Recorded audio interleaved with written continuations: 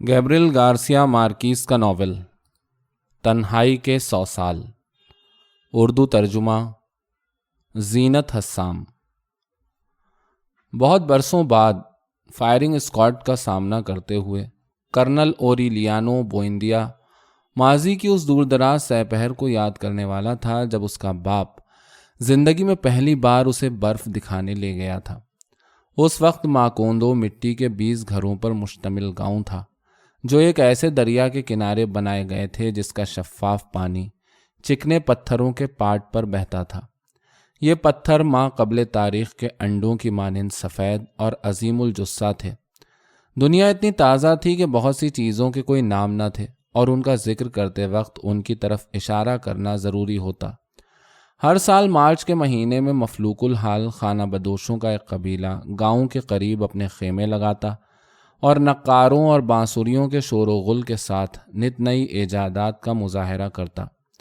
پہلے وہ مقناطیس لائے، غیر مانوس داڑھی اور چڑیا کیسے ہاتھوں والے ایک بھاری بھرکم خانہ بدوش نے، جس نے اپنا تعارف ملکیہ دیس کے نام سے کرایا، لوگوں کے سامنے بقول اس کے مقدونیہ کے عالم کیمیاگروں کے 8ویں عجوبے کا ایک جید مظاہرہ پیش کیا، اور لوگ ششدر ہو کر اپنی اپنی جگہوں سے گری دھات کے پیچھے لڑھکتی دیگچیوں، کڑھائیوں، چمٹوں اور انگیٹھیوں کو، کیلوں اور پیچوں کی بے قراری سے تڑکتے شہتیروں کو اور ان اشیاء کو جنہیں گم ہوئے مدتیں ہو چکی تھیں، انہی کونوں کھدروں سے جہاں انہیں سب سے زیادہ تلاش کیا گیا تھا، نمودار ہوتے دیکھتے رہ گئے، جو ایک ہنگامہ خیز افراتفری میں ملکیہ دیس کے طلسمی ڈلوں کے پیچھے گھسٹتی چلی آ رہی تھیں۔ اشیاء کی اپنی زندگی ہوتی ہے، خانہ بدوش نے کرخت لہجے میں اعلان کیا، صرف ان کی روحوں کو بیدار کرنے کی بات ہے۔ ہوزے آرکادیو بوئندیا نے، جس کا تخیل ہمیشہ فطرت کی قوتوں سے بلکہ معجزوں اور طلسمات سے بھی پرے جاتا تھا، سوچا کہ اس بے مقصد ایجاد کے ذریعے زمین کے پیٹ سے سونا نکالا جا سکتا ہے۔ ملکیہ دیس نے، جو ایک دیانتدار انسان تھا، اس کو خبردار کیا اس سے یہ کام نہیں لیا جا سکتا، لیکن ہوزے آرکادیو بوئندیا ان دنوں خانہ بدوشوں کی دیانت پر ایمان نہ رکھتا تھا، لہٰذا اس نے اپنے خچر اور 2 بکریوں کے عوض مقناطیسی ڈلے خرید لیے۔ اس کی بیوی ارسلا اگواران، جو اپنے مختصر گھریلو مال و اسباب میں اضافے کے لیے ان جانوروں پر انحصار کرتی تھی، ہوزے آرکادیو کو اس حرکت سے باز نہ رکھ سکی۔ بہت جلد ہمارے پاس کافی سونا ہوگا اور ہم گھر کا فرش پکا کروا سکیں گے، اس کے شوہر نے کہا۔ وہ کئی مہینوں تک اس خیال کو سچ ثابت کرنے میں لگا رہا۔ مقناطیسی ڈلوں کو گھسیٹتے ہوئے اور ملکیہ دیس کے منتر بآواز بلند پڑھتے ہوئے ہوزے آرکادیو بوئندیا نے اس خطے کا ایک ایک انچ کھوج لیا، یہاں تک کہ دریا کی تہہ بھی کھنگال ڈالی۔ جو کچھ وہ کھود نکالنے میں کامیاب ہوا وہ 15ویں صدی کا ایک زرع بختر تھا جو زنگ خوردگی سے جڑا ہوا تھا اور جس کے اندر پتھروں سے بھرے ہوئے ایک بہت بڑے تونبے کی گونج سنائی دیتی تھی۔ جب ہوزے آرکادیو بوئندیا اور اس کی مہم کے 4 آدمی زرع بختر کھولنے میں کامیاب ہوئے تو اس کے اندر سے ایک بھربھرایا ہوا انسانی ڈھانچہ برآمد ہوا، جس کے گلے میں تانبے کا ایک لاکٹ جھول رہا تھا۔ لاکٹ کے اندر کسی عورت کے بالوں کی ایک لٹ تھی۔ مارچ میں خانہ بدوش واپس آئے۔ اس دفعہ وہ اپنے ساتھ دوربین اور طبل برابر محدب عدسہ لائے، جسے انہوں نے ایمسٹرڈیم کے یہودیوں کی ایجاد کہہ کر متعارف کرایا۔ انہوں نے ایک خانہ بدوش عورت کو گاؤں کے ایک سرے پر بٹھا دیا اور خیمے کے سامنے دوربین لگا کر بیٹھ گئے۔ 5 سکوں کے عوض لوگ دوربین میں جھانک کر عورت کو ہاتھ بھر فاصلے پر بیٹھا دیکھ سکتے تھے۔ سائنس نے فاصلے مٹا دیے ہیں، ملکیہ دیس نے اعلان کیا۔ بہت جلد کوئی بھی شخص گھر بیٹھے دیکھ سکے گا کہ دنیا کے کسی بھی خطے میں کیا ہو رہا ہے۔ دوپہر کے جلتے سورج نے محدب عدسے کے ساتھ ایک حیرت انگیز تماشا کیا۔ انہوں نے گلی کے بیچ خشک بھوسے کی ایک ڈھیری لگائی اور شعاؤں کو مرتکز کر کے اس میں آگ بھڑکا دی۔ ہوزے آرکادیو بوئندیا کو، جس کی اپنے مقناطیسوں کی ناکامی کے بعد سے اب تک دلجوئی نہ ہو سکی تھی، عدسے کو جنگی ہتھیار کے طور پر استعمال کرنے کا خیال آیا۔ ملکیہ دیس نے ایک بار پھر اس کو باز رکھنے کی کوشش کی، لیکن آخر کار 2 مقناطیسی ڈلوں اور 9 آبادیاتی زمانے کے 3 سکوں کے عوض ہوزے آرکادیو بوئندیا کو محدب عدسہ دے دیا۔ اورسلا پریشانی سے رو دی۔ وہ پیسے سونے کے سکوں سے بھرے صندوق سے نکالے گئے تھے جو اس کے باپ نے عمر بھر روکھی سوکھی کھا کر جوڑے تھے، اور جو اورسلا نے کسی مناسب وقت پر استعمال میں لانے کے لیے پلنگ کے نیچے زمین میں دبا رکھے تھے۔ ہوزے آرکادیو بوئندیا نے اورسلا کو تسلی دینے کی کوشش نہ کی اور کسی سائنسدان کی سی نفس کشی کے ساتھ خود اپنی سلامتی کی بھی پرواہ کیے بغیر حربی تجربات میں محو ہو گیا۔ دشمنوں کی فوج پر عطسے کے اثرات کے مظاہرے کی ایک کوشش میں وہ سورج کی شعاؤں کے ارتکاز کا خود شکار ہو کر اپنا جسم کئی جگہ سے جلا بیٹھا، اور ان زخموں کے بھرنے میں طویل عرصہ لگا۔ بیوی کے احتجاج پر، جس کو اس خطرناک ایجاد پر بے حد تشویش تھی، ہوزے آرکادیو بوئندیا ایک موقع پر جھنجھلا کر گھر کو آگ دکھانے لگا تھا۔ وہ مسلسل کئی گھنٹے اپنے کمرے میں بند اس انوکھے ہتھیار کے حربی امکانات کا جائزہ لیتا رہتا، یہاں تک کہ وہ ایک ایسا ہدایت نامہ تیار کرنے میں کامیاب ہو گیا جو حیرت انگیز طور پر اتالیقی صراحت اور ایک ناقابل تعریض یقین کامل کے ساتھ لکھا گیا تھا۔ یہ کتابچہ اس نے اپنے لاتعداد تجربوں کی تفصیلات اور خاکوں کے ساتھ نتھی کر کے ایک قاصد کے ہاتھ حکومت کو روانہ کیا، جو پہاڑوں کو عبور کرتا، لامتناہی دلدلوں میں گم ہوتا، سرکش دریاؤں کو پار کرتا، وباؤں، خونخوار جانوروں اور نا امیدیوں سے قریب المرگ تھا کہ اس نے ایک ایسا راستہ پا لیا جسے ڈاک لے جانے والے خچر استعمال کیا کرتے تھے۔ اس حقیقت کے باوجود کہ دارالخلافے تک پہنچنا ناممکن حد تک مشکل تھا، ہوزے آرکادیو بوئندیا نے ٹھان لی کہ جیسے ہی حکومت اسے فوج کے سامنے اس ایجاد کا عملی ثبوت دینے اور فوجیوں کو پیچیدہ شعاع جنگ کے رموز سکھانے کا حکم دے گی، وہ اس مہم پر نکل کھڑا ہوگا۔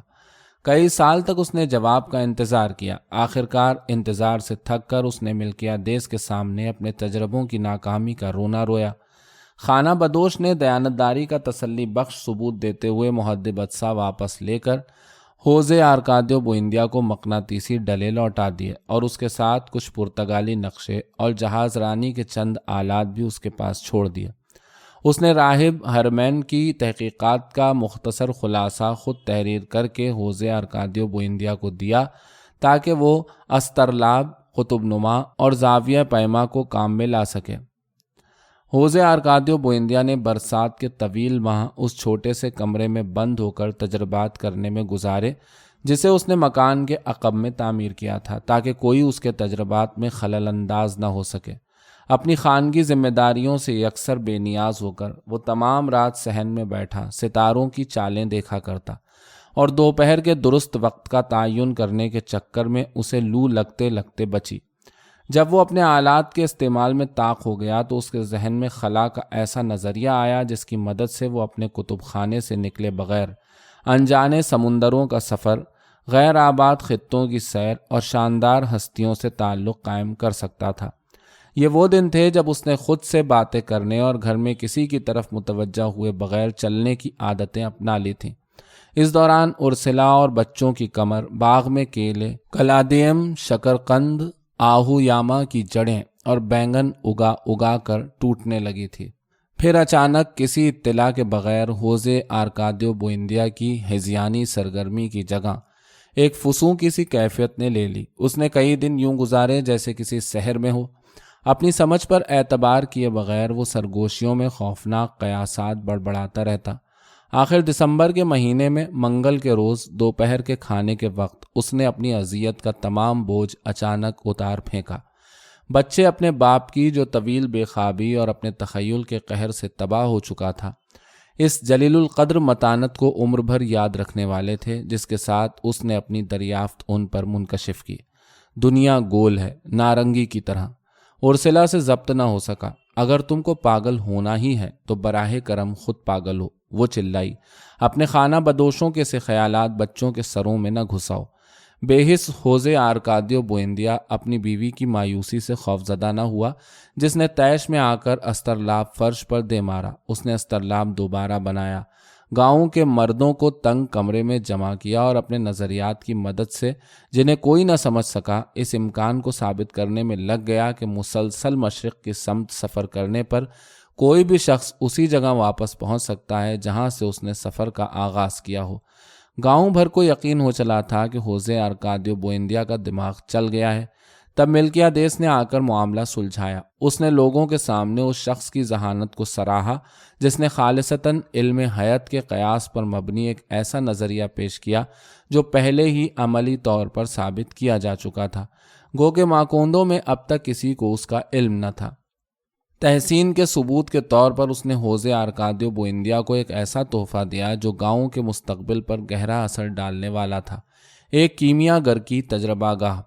تب تک ملکیادیس حیرت انگیز صورت کے ساتھ بوڑھا ہو گیا تھا۔ ابتدائی پھیروں میں وہ ہوزے ارکادیو بوئندیا کا ہم عمر نظر آتا تھا، لیکن جبکہ مؤخر الذکر نے اپنی غیر معمولی قوت کو برقرار رکھا تھا جس کے ذریعے وہ گھوڑے کو کانوں سے پکڑ کر روک سکتا تھا، خانہ بدوش لگتا تھا کسی بیماری سے اندر ہی اندر گھلتا جا رہا ہے۔ در حقیقت اس کا یہ حال ان متعدد اور غیر معمولی بیماریوں کی وجہ سے ہوا جن کا وہ دنیا کے گرد بے شمار چکر لگاتے ہوئے شکار ہوا تھا۔ جیسا کہ تجربہ گاہ میں آلات ترتیب سے رکھنے میں ہوزے ارکادیو بوئندیا کی مدد کرتے وقت بات چیت کے دوران خود اس نے کہا، موت اس کے تعاقب میں تھی، اس کے پائنچوں کو سونگھتی پھرتی لیکن اپنے پنجے اس پر گاڑنے کا فیصلہ نہ کر پاتی۔ ملکیادیس ان تمام طاعونوں اور ناگہانی آفتوں سے بچ کر آیا تھا جو نوع انسانی پر حملہ آور ہوئی تھیں۔ وہ فارس میں پیلاگرا، ملایا کے جزائر میں اسکربوت، اسکندریہ میں کوڑھ، جاپان میں بیری بیری، مدغاسکر میں کالے طاعون، سسلی میں زلزلے اور آبنائے ماگیلان میں سمندری طوفان سے بچ نکلا تھا۔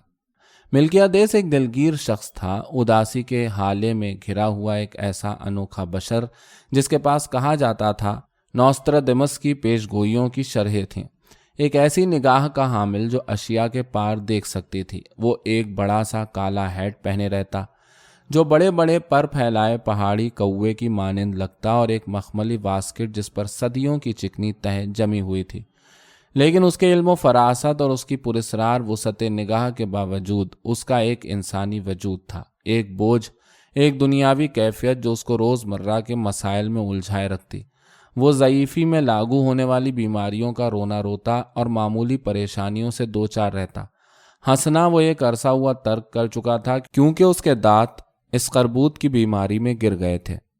اس حبزدہ دوپہر کو جب خانہ بدوش اپنے راز اس پر آشکار کر رہا تھا، ہوزے ارکادیو بوئندیا کو اس بات کا یقین ہو گیا کہ ان دونوں کے درمیان ایک عظیم دوستی کا آغاز ہو رہا ہے۔ بچے اس کی عجیب و غریب داستانیں حیرت زدہ ہو کر سن رہے تھے۔ اوریلیانو جو اس وقت 5 سال سے زیادہ کا نہ ہوگا، زندگی بھر ملکیادیس کو اسی طرح یاد رکھنے والا تھا جیسا اس نے اس دوپہر کو دیکھا تھا، دھات کی سی چمکیلی اور مرتعش روشنی میں بیٹھا، تخیل کی تاریک ترین گپھاؤں کو اپنی بھاری گونجدار آواز سے روشن کرتا ہوا، جبکہ گرمی کی حدت سے اس کی کنپٹیوں پر چکنائی پگھل کر بہہ رہی تھی۔ ہوزے ارکادیو، اس کا بڑا بھائی، اس زبردست لمحے کا نقش موروثی یاد کا حصہ بنا کر اپنی آل اولاد کے لیے چھوڑ جانے والا تھا۔ البتہ اورسلا کے لیے ملکیادیس کی اس ملاقات کی ناخوشگوار یاد باقی رہی، کیونکہ جس لمحے وہ کمرے میں داخل ہوئی تھی ملکیادیس نے بے احتیاطی سے پارے کا فلاسک توڑا تھا۔ اس میں سے شیطانی بو آ رہی ہے، اورسلا نے کہا۔ ہرگز نہیں، ملکیادیس نے اس کی اصلاح کی۔ یہ ثابت کیا جا چکا ہے کہ شیطان میں گندھک کی خصوصیات پائی جاتی ہیں، پارا تو محرک جوہر ہے۔ ہمیشہ کی طرح پند آویز ملکیادیس اورسلا کو شنگرف کی شیطانی خصوصیات پر لیکچر دینے لگا۔ اورسلا نے اس کی باتوں پر توجہ نہ دی اور بچوں کو لے کر عبادت کے لیے چلی گئی۔ اس کاٹنے والی تیز بو کو اس کے ذہن میں ہمیشہ کے لیے ملکیادیس کی یاد سے وابستہ ہو جانا تھا۔ وہ ابتدائی تجربہ گاہ طرح طرح کے برتنوں، کپیوں، مقاتیر اور چھلنیوں کے علاوہ پانی کی ایک بھدی سی نلکی، پتلی لمبی گردن والے کانچ کے پیالے، پارس پتھر کی ایک نقل اور مریم یہود کے 3 بازوؤں والے امبیق پر مشتمل تھی، جسے خانہ بدوشوں نے جدید تفصیلات کی روشنی میں بنایا تھا۔ ان اشیاء کے ساتھ ملکیادیس 7 سیاروں سے مطابقت رکھنے والی 7 دھاتوں کے نمونے، سونے کی مقدار دگنی کرنے والے موسیٰ اور زوزیمس کے نسخہ جات، تشریحات اور خاکوں سے مرصع ان عظیم تعلیمات پر مبنی ایک جامع کلیات ان لوگوں کے لیے چھوڑ گیا تھا جو ان کی تفسیر کی صلاحیت رکھتے ہوں اور پارس پتھر تیار کرنے کا بیڑا اٹھا سکیں۔ سونے کی مقدار دگنی کرنے کے آسان نسخے کے جھانسے میں آ کر ہوزے آرکادیو بوئندیا ہفتوں ارسلا کی طرف ملتفت رہا تاکہ وہ زمین میں دبائے ہوئے سونے کے سکے نکالنے اور وہ ان کو اتنی دفعہ دگنا کر سکے جتنا کہ پارے کو تقسیم در تقسیم کیا جا سکتا ہے۔ ارسلا ہمیشہ کی طرح اس دفعہ بھی اپنے شوہر کی اٹل ضد کے آگے نہ ٹھہر سکی اور پھر ہوزے آرکادیو بوئندیا نے 3 سکوں کو ایک کڑھائی میں ڈالا، ان کو تانبے کے ذرات، زرنیخ، گندھک اور جست کے ساتھ پگھلایا اور پھر اس آمیزے کو ارنڈی کے تیل میں ابلنے کو رکھ دیا، یہاں تک کہ وہ ایک گاڑھے تعاونی سیال میں بدل گیا جو سونے سے زیادہ عام سا شکر کا شیرہ معلوم ہوتا تھا۔ ارسلا کو ورثے میں ملا ہوا قیمتی اثاثہ ان پرخطر اور سخت مراحل سے گزرنے، 7 سیاروں کی دھاتوں کے ساتھ پگھلنے، ہوا بند پارے اور جوہر نمک کے ساتھ ملائے جانے اور خنزیر کی چربی میں پکنے کے بعد کہ مولی کا تیل اس وقت دستیاب نہ تھا، سور کی بھنی ہوئی خستہ کھال کے ایک بڑے سے ٹکڑے میں تبدیل ہو گیا جو کڑھائی کے پیندے سے مضبوطی کے ساتھ چپک گیا تھا۔ جب خانہ بدوش واپس آئے تو ارسلا پورے گاؤں کو ان کے خلاف کر چکی تھی، لیکن تجسس خوف پر غالب آیا کیونکہ اس دفعہ خانہ بدوش طرح طرح کے ساز بجاتے گاؤں میں گھوم رہے تھے۔ کان پڑی آواز سنائی نہ دیتی تھی اور ایک نقارچی ناسیان سینیس کی سب سے حیران کن ایجاد کے مظاہرے کا اعلان کر رہا تھا، لہٰذا ہر شخص خیمے کی طرف چل پڑا اور ایک ایک سکہ دے کر جواں سال ملکیادیس کا دیدار کرنے لگا، جس کی جھریاں غائب ہو چکی تھیں اور نئے سفید دانت چمچما رہے تھے۔ جن لوگوں کو ملکیادیس کے اس قربوز سے گلے ہوئے مسوڑے، اندر کو پچکے ہوئے گال اور پھٹے ہوئے ہونٹ یاد تھے، خانہ بدوش کی مافوق الفطرت قوت کا مظاہرہ دیکھ کر خوف سے کانپنے لگے، اور وہ خوف اس وقت شدید ہراس میں بدل گیا جب ملکیادیس نے اپنی بتیسی ایک لمحے کے لیے نکال کر دکھائی، وہ لمحہ جس میں ملکیادیس دوبارہ وہی پیر فرتوت بن گیا اور منہ کھول کر اسے پھر سے جمایا اور اعادہ شباب کے پورے اعتماد کے ساتھ مسکرایا۔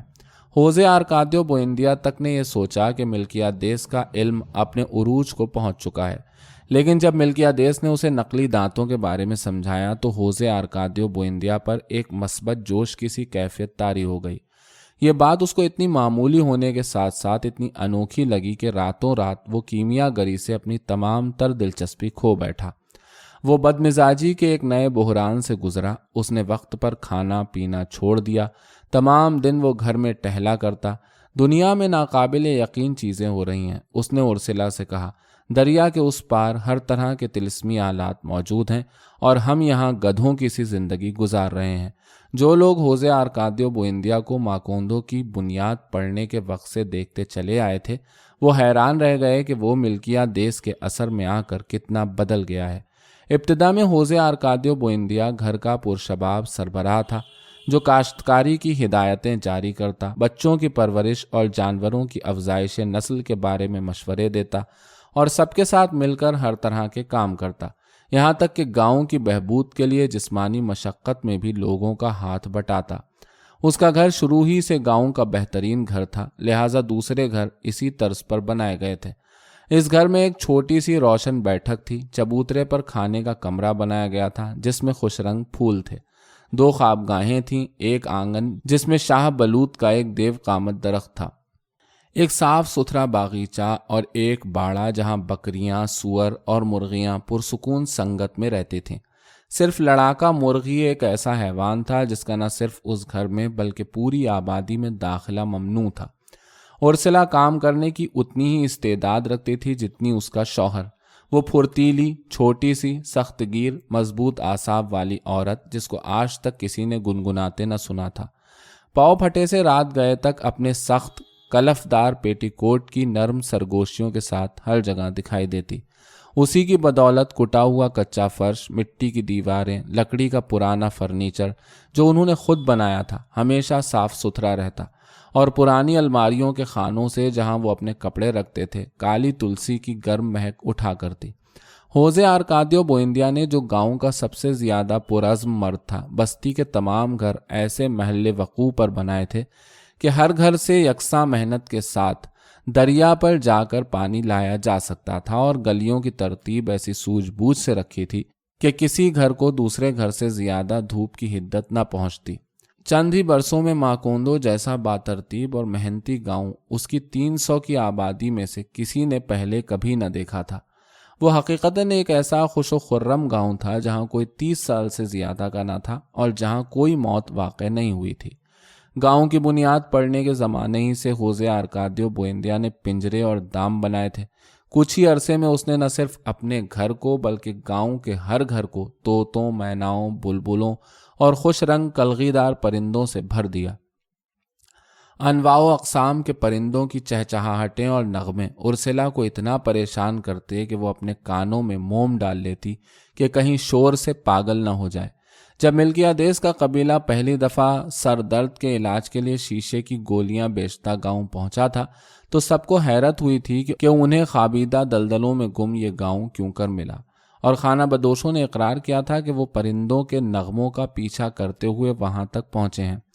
اجتماعی پیش قدمی کا یہ جذبہ جلد ہی غائب ہو گیا۔ مقناطیس کی دھن، علم نجوم کے حساب کتاب، کیمیا گری کے خوابوں اور دنیا کے نوادرات دریافت کرنے کی تمنا نے اس ولولے کو پس پشت ڈال دیا۔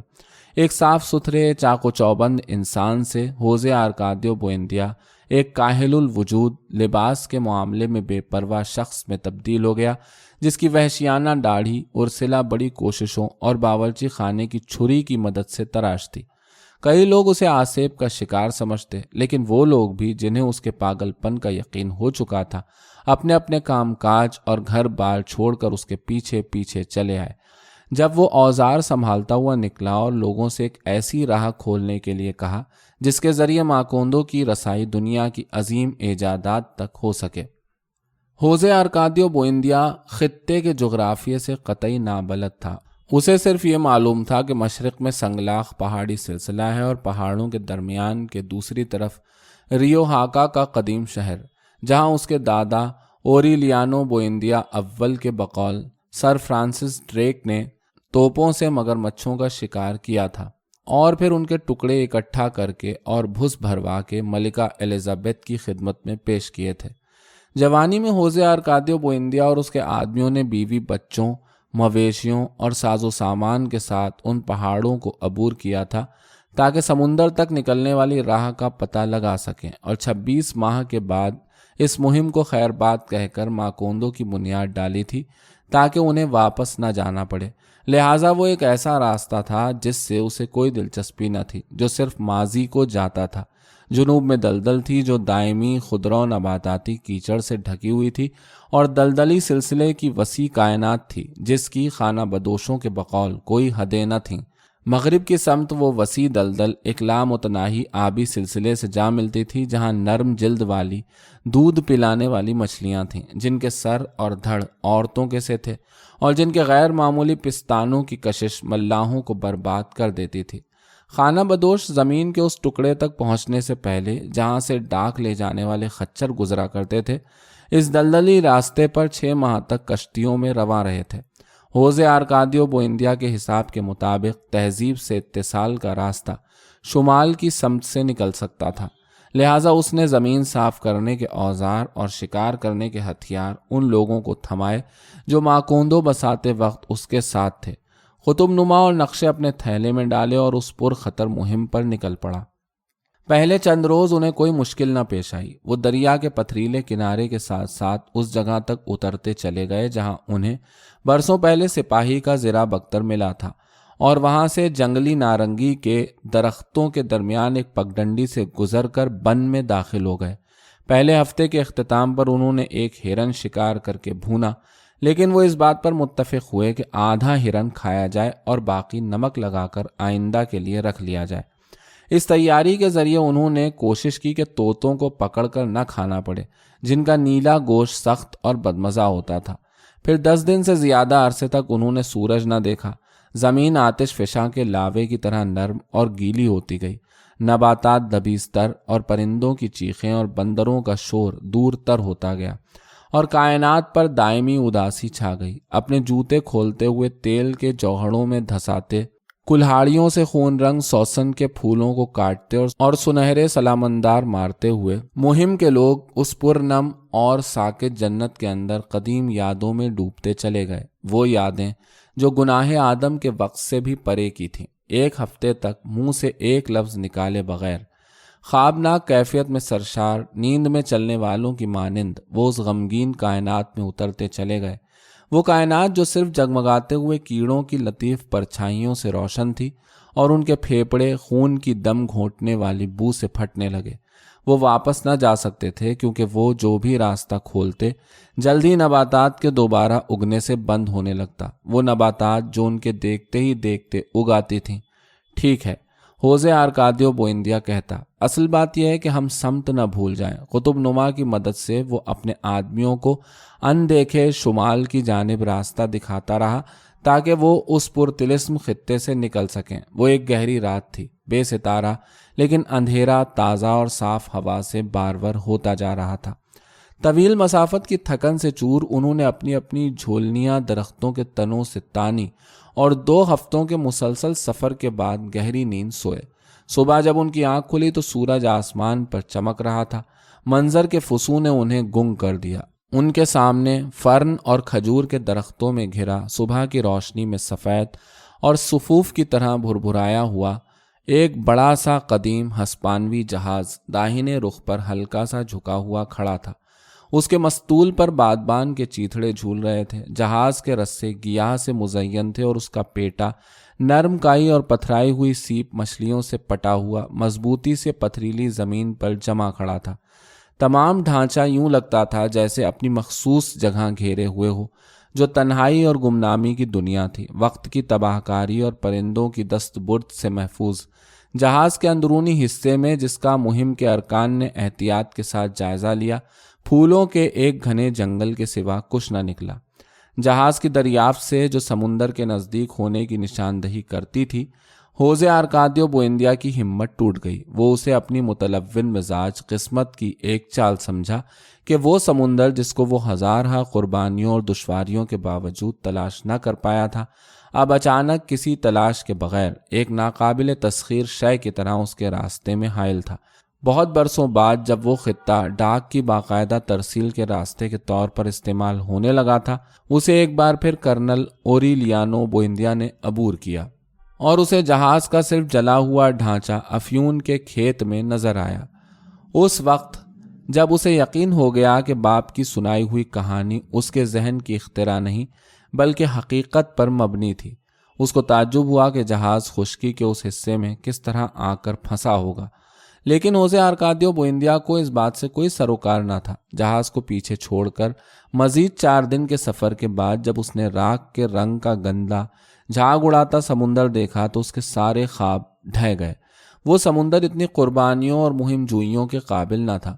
خدا غارت کرے، وہ چلایا، ماکوندو چاروں طرف سے پانی سے گھرا ہوا ہے۔ جزیرہ نما ماکوندو کا خیال جو ہوزے آرکادیو بوئندیا کے بنائے ہوئے بے طور بے ڈھنگے نقشے کو دیکھ کر پیدا ہوا تھا، طویل عرصے تک قائم رہا۔ وہ نقشہ اس نے مہم سے واپسی پر طیش میں آ کر بنایا تھا، بدنیتی سے، راستے کی مشکلات کو بڑھا چڑھا کر، گویا خود کو اس بات کی سزا دے رہا ہو کہ اس نے عقل سے کس قدر بالا تر ہو کر وہ جگہ چنی تھی۔ ہم کہیں نہیں پہنچ سکتے، اس نے ارسلا سے واویلا کیا، ہم یہیں سڑ کر مر جائیں گے سائنس کے فائدے اٹھائے بغیر۔ یہ یقین جس پر تجربہ گاہ کے طور پر استعمال کیے جانے والے تنگ کمرے میں بند ہوزے آرکادیو بوئندیا بہت دنوں تک سوچ بچار کرتا رہا، ماکوندو کو کسی بہتر مقام پر منتقل کرنے کے منصوبے کا سبب بنا۔ اس وقت تک ارسلا کو اس ہذیانی منصوبے کی ہوا لگ چکی تھی۔ ایک چیونٹی کی سی رازداری اور مشقت کے ساتھ اس نے گاؤں کی عورتوں کو اپنے شوہروں کی متلون مزاجی کی مخالفت پر مائل کر لیا، جو منتقلی کی تیاریوں میں مصروف ہو چکے تھے۔ ہوزے آرکادیو بوئندیا کو معلوم نہ ہوا کہ کس لمحے یا کن مخالف قوتوں کے سبب اس کا منصوبہ عذر، ٹال مٹول، نا امیدیوں اور ہیلا سازیوں کے جالوں میں لپٹ کر ایک فریب میں بدل گیا۔ ارسلا نے ایک معصوم توجہ کے ساتھ اس پر نظر رکھی، بلکہ اس صبح جب وہ نقل مکانی کے بارے میں بڑبڑاتا ہوا عقبی کمرے میں تجربہ گاہ کا سامان ڈبوں میں رکھ رہا تھا، उर्सिला को उस पर तरस भी आया, लेकिन उसने होजे आर्कादियो बुएंदिया को ये काम निपटाने दिया और कुछ कहे बगैर उसे डब्बे बंद करके उनमें कीलें ठोंकते और स्याही में ब्रश डुबोकर अपना नाम लिखते हुए देखती रही। लेकिन उसे मालूम था कि होजे आर्कादियो बुएंदिया को मालूम है, क्योंकि उर्सिला ने उसे खुद से धीमे धीमे सरगोशियां करते सुन लिया था कि गांव के लोग इस मुहिम में उसका साथ नहीं दे रहे हैं। अलबत्ता जब होजे आर्कादियो बुएंदिया कमरे का दरवाज़ा उखाड़ने लगा तो उर्सिला ने हिम्मत करके उससे पूछा कि वो क्या कर रहा है, और उसने किसी कदर तलखी के साथ जवाब दिया, चूंकि कोई हमारा साथ देने को तैयार नहीं, लिहाजा हम लोग अकेले ही जाएंगे। उर्सिला परेशान न हुई। हम नहीं जाएंगे, उसने कहा, क्योंकि हमारा बेटा यहाँ पैदा हुआ था। यहाँ अभी तक हम में से कोई नहीं मरा है। जब तक किसी जगह कोई अपना दफन न हो, वो जगह अपनी नहीं होती। उर्सिला ने एक नर्म इस्तकामत से जवाब दिया, अगर तुम सब लोगों के यहाँ ठहरने के लिए मुझे मरना पड़ा तो मैं मर जाऊंगी। होजे आर्कादियो बुएंदिया ने कभी न सोचा था कि उसकी बीवी अज़्म की इतनी पक्की है। उसने उर्सिला को अपने पुरकशिश तखय्युलात से लुभाने की कोशिश की, एक अनोखी दुनिया का वादा किया जहाँ इंसान की जब ख्वाहिश होती उसे सिर्फ ज़मीन पर आब तिलिस्म छिड़कना होता और दरख्त फल देने लगते, जहाँ दर्द रफ़ा करने के लिए अनवा व अक़साम के आलात सस्ती कीमत पर मिलते। लेकिन उर्सिला उसकी बसीरत से कतई मुतासिर न हुई। बजाय इसके कि तुम अपनी अहमकाना इजादात के बारे में सोचते रहो, तुम्हें अपने लड़कों की फ़िक्र करनी चाहिए। उर्सिला ने कहा, देखो वो किस हालत में हैं, गधों की तरह वहशी होते जा रहे हैं। होजे आर्कादियो बुएंदिया ने अपनी बीवी की बात को लफ्ज़न लिया और खिड़की से झांक कर बाहर देखा। बच्चे धूप में नंगे पांव बाग में दौड़ते फिर रहे थे और उसे यूं महसूस हुआ जैसे बच्चे उसी लम्हे अचानक उर्सिला के जादू फूंकने से वजूद में आए हों। होजे आर्कादियो बुएंदिया को अंदर ही अंदर कुछ महसूस हुआ, कोई कतई और पुरस्रार कैफियत जो उसे उसके अपने ज़माने से उखाड़ कर यादों के नामालूम गोशों में ले गई। उर्सिला ने झाड़ू देना जारी रखा। उस घर में जो अब खाली छोड़ दिए जाने के खतरे की जद से बाहर आ चुका था। होजे आर्कादियो बुएंदिया ख्यालों में गुम खड़ा बच्चों को देखता रहा, यहाँ तक कि उसकी आंखें भीग गईं। उसने हथेली की पुश्त से आंखों की नमी साफ की और तस्लीम और रज़ा का एक गहरा सांस खींचा। ठीक है, होजे आर्कादियो बुएंदिया ने कहा, लड़कों से कहो डब्बों से सामान निकलवाने में मेरी मदद करें। सबसे बड़ा लड़का होजे आर्कादियो 14 साल का था। उसका सर चौकोर, बाल घने और फितरत बाप की सी थी। गो कि उसकी क़ुव्वत और जिस्मानी नश्वनुमा की रफ्तार बाप पर गई थी। ये बात इब्तिदा ही से वाज़ह थी कि उसमें तख़य्युल की कमी है। वो माकोंदो बसाने से पहले दुश्वार गुजार पहाड़ों को अबूर करने के दौरान पेट में आया और पैदा हुआ था, और उसके वालिदैन ने खुदा का शुक्र अदा किया था कि उसके खदोखाल जानवरों जैसे न थे। ओरिलियानो, जो माकोंदो में पैदा होने वाला पहला इंसान था, मार्च में 6 साल का होने वाला था। वो एक खामोश, तबाह और अपने आप में गुम बच्चा था। वो माँ के पेट में रोया था और पैदाइश के वक्त उसकी आंखें खुली हुई थीं। जब नाल काटी जा रही थी तो उसने अपना सर इधर उधर घुमाकर गिरदोपेश का जायज़ा लिया था और कमरे में मौजूद चीज़ों और चेहरों का बेखौफ तजस्सुस के साथ मुआयना किया था, और फिर उन लोगों से लाताल्लुक़ जो उसे करीब से देखने आए खजूर की छाल की बनी छत को तकता रहा था, जो लगता था मुसलसल बारिश के दबाव से किसी वक्त भी ढह सकती है। उर्सिला को बच्चे की निगाह की शिद्दत उस लम्हे तक याद न आई जब 3 साला ओरिलियानो बावर्ची खाने में दाखिल हुआ, जिस वक्त वो उबलते हुए सूप को चूल्हे से उतार कर मेज़ पर रख रही थी। बावर्ची खाने की दहलीज पर खड़े बच्चे ने मुतहय्यर होकर कहा था, सूप बहने वाला है। सूप का बर्तन हिफाजत से मेज़ के बीचों बीच रखा था, लेकिन बच्चे के मुंह से ये अल्फाज निकलते ही मेज़ के किनारे की जानिब हरकत करने लगा, गोया किसी अंदरूनी कुव्वत से खिंचा चला जा रहा हो, और ज़मीन पर गिरकर टूट गया। घबराई हुई उर्सिला ने अपने शौहर से इस वाक़े का तस्करा किया, लेकिन होजे आर्कादियो बुएंदिया ने इसे फितरी अमल से ताबीर किया। होजे आर्कादियो बुएंदिया का हमेशा से यही हाल था। वो अपने लड़कों के वजूद से अक्सर बेगाना था, कुछ इस वजह से कि वो बचपन को जहनी कममायगी का दौर समझता था, और कुछ इसलिए भी कि वो हमेशा अपने तख़य्युलाती मफरूज़ों में खोया रहता। लेकिन उस दोपहर के बाद से जब उसने लड़कों को बुलाकर डब्बों से तजर्बागाह की चीज़ें निकलवाने में मदद ली थी, उसने उन्हें अपना बेहतरीन वक्त दिया। اس چھوٹے سے الگ تھلگ کمرے میں جس کی دیواریں رفتہ رفتہ عجیب و غریب نقشوں اور حیران کن خاکوں سے بھر گئی تھیں، اس نے ان کو پڑھنا لکھنا اور حساب کرنا سکھایا اور دنیا کے عجوبوں کے بارے میں بتایا۔ اس عمل میں وہ نہ صرف اپنا حاصل کردہ علم استعمال میں لاتا بلکہ اپنے تخیل کو اس کی انتہائی حدود تک کھینچ لے جاتا۔ اس طرح لڑکوں کو معلوم ہوا کہ جنوبی افریقہ کی آخری حدوں پر بسنے والے لوگ اتنے ذہین اور شانت ہوتے ہیں کہ فرصت کے لمحات میں ان کی ایک ہی سرگرمی ہوتی ہے، بیٹھ کر سوچنا، اور یہ کہ بحر ایجین کو پیدل ایک جزیرے سے دوسرے جزیرے پر چھلانگ لگاتے ہوئے عبور کر کے سالونیکا کی بندرگاہ تک پہنچا جا سکتا ہے۔ وہ سحر انگیز نشستیں لڑکوں کے ذہنوں پر اس طرح نقش ہوئیں کہ بہت برسوں بعد فوجی افسر کے فائرنگ اسکواڈ کو گولی چلانے کا حکم دینے سے 1 سیکنڈ پہلے کرنل اوریلیانو بوئندیا کو مارچ کی وہ گرم سہ پہر دوبارہ دکھائی دی، جب اس کا باپ دور سے آتی ہوئی نقاروں، نفیریوں اور خانہ بدوشوں کے گیتوں کی آوازیں سن کر، جو میمفس کے سیانوں کی تازہ ترین اور سب سے حیران کن ایجاد کی منادی کرتے ہوئے گاؤں میں ایک بار پھر داخل ہو رہے تھے، طبیعیات کا سبق ادھورا چھوڑ کر ساکت آنکھوں اور ہوا میں بلند ہاتھوں کے ساتھ سحر زدہ کھڑا رہ گیا تھا۔ وہ نئے خانہ بدوش تھے، جوان مرد اور عورتیں جو صرف اپنی زبان جانتے تھے، چکنی جلدوں اور ذہین ہاتھوں والے خوبصورت لوگ جن کے رقص اور موسیقی نے ماکوندو کی گلیوں میں مسرت آمیز ہنگامہ برپا کر دیا۔ رنگا رنگ طوطے لیے جو اطالوی گیت گاتے، اور ایک مرغی جو تنبورے کی آواز پر سونے کے 100 انڈے دیتی، اور ایک سدھا ہوا بندر جو لوگوں کے خیالات پڑھ لیتا، اور ایک ایسی مشین جس کے کئی استعمال تھے جو بٹن ٹانکنے اور بخار کم کرنے کا کام ساتھ ساتھ انجام دیتی، اور ایک ایسا آلہ جس سے انسان اپنی ناخوشگوار یادیں فراموش کر سکتا تھا، اور ایک پلٹس جس سے وقت زائل ہو جاتا، اور مزید 1000 ایجادات جو اتنی عجیب و غریب اور انوکھی تھیں کہ ہوزے آرکادیو بوئندیا کا یقیناً دل چاہا ہوگا کہ وہ ایک ایسی مشین ایجاد کرے جس کے ذریعے ان تمام چیزوں کو یاد رکھا جا سکے۔ ایک لمحے میں خانہ بدوشوں نے گاؤں کی کایا پلٹ دی۔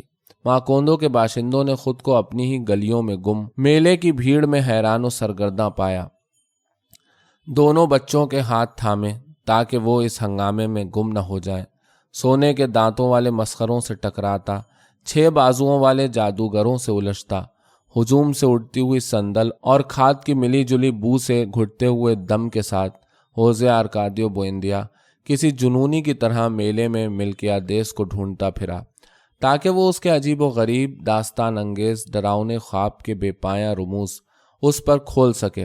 اس نے کئی خانہ بدوشوں سے دریافت کیا جو اس کی زبان نہ جانتے تھے۔ آخر کار وہ اس جگہ جا پہنچا جہاں ملکیادیس اپنا خیمہ لگایا کرتا تھا، اور وہاں اس کو ایک کم گو آرمینی نظر آیا جو ہسپانوی زبان میں ایک ایسا شربت بیچ رہا تھا جس کو پی کر انسان نظروں سے اوجھل ہو جاتا۔ جب ہوزے آرکادیو بوئندیا کوہنیاں مارتا، مجمع کو چیرتا، اس سے سوال کرنے پہنچا، آرمینی گلاس بھر امبری مائع ایک گھونٹ میں چڑھا چکا تھا۔ خوفناک تعاونی دھوئیں کے بادل میں غائب ہونے سے پیشتر خانہ بدوش نے ہوزے آرکادیو بوئندیا کو اپنی نگاہ کی محیط فضا میں لپیٹ لیا۔ دھوئیں کے اوپر اس کے جواب کی گونج سنائی دی، ملکیادیس مر چکا ہے۔